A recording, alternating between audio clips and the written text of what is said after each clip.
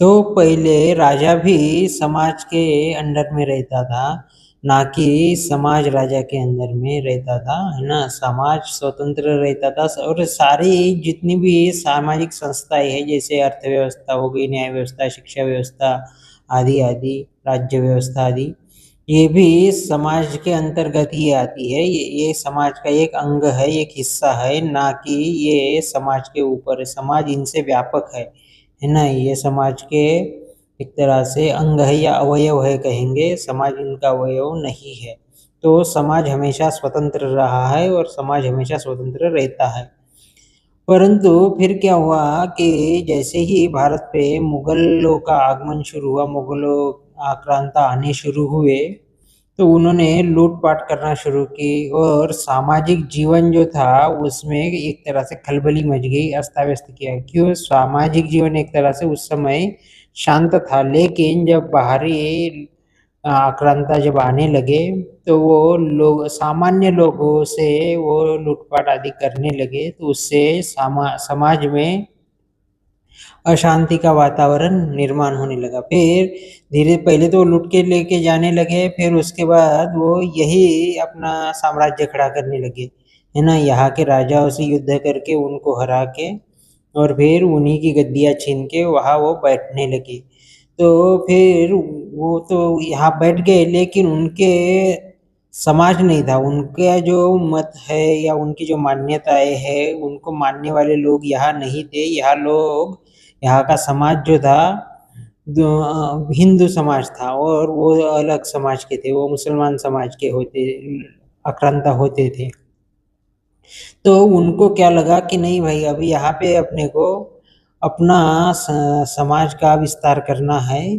तो क्योंकि हमारे मानने वाले यहाँ कम है, हम जिस मत पंथ संप्रदाय से चल रहे हैं, जिसको मानते हैं, पूजते हैं, जो करते हैं या जो हमारी रीति रिवाज परंपराएं हैं, ऐसे लोग यहाँ नहीं है, हमसे विपरीत है। तो उनके हाथ में पावर होने के कारण उन्होंने अपने पावर के दम पे लोगों को फिर धर्म परिवर्तन या धर्मांतरण करना शुरू करा है ना? तो इससे समाज में और हलचल पैदा हो गई सामाजिक लोगों के जीवन में।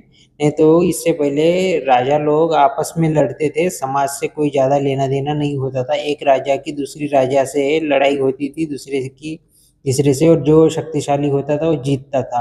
तो ये राजा की आपसी दुश्मनी होती थी, इसमें समाज का कोई इन्वॉल्वमेंट नहीं होता था, समाज अपनी गति से अपने कार्य वो निरंतर करता रहता था और इससे कोई उनको ज़्यादा नुकसान भी नहीं होता था। लेकिन जब ये मुगल साम्राज्य जब शुरू हुआ, यहाँ पे मुगलों का आगमन हुआ और वहाँ से मुगल शासक उत्पन्न हुए यहाँ, तो फिर तब सामान्य लोगों के जीवन में एक खलबली मच गई। क्यों? धर्मांतरण की वजह से वे लोग ज़ोर ज़बरदस्ती बहुत से, अगर वो समझाते थे, समझाने से नहीं मानते हैं तो फिर ज़ोर ज़बरदस्ती उनसे धर्मांतरण कराते थे।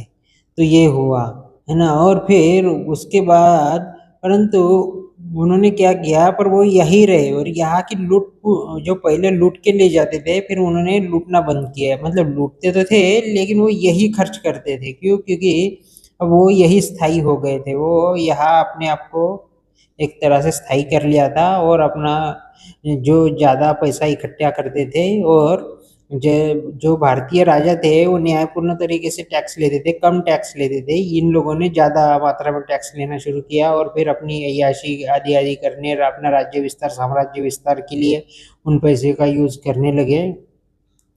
तो ऐसा हुआ, लेकिन वो यहाँ स्थिर हुए, पर उसके बाद अंग्रेज़ आए और अंग्रेज़ों ने क्या किया, अंग्रेज़ों ने इस धरती को, भारत भूमि को या इस एशियन धरती को कभी अपनी मानी नहीं।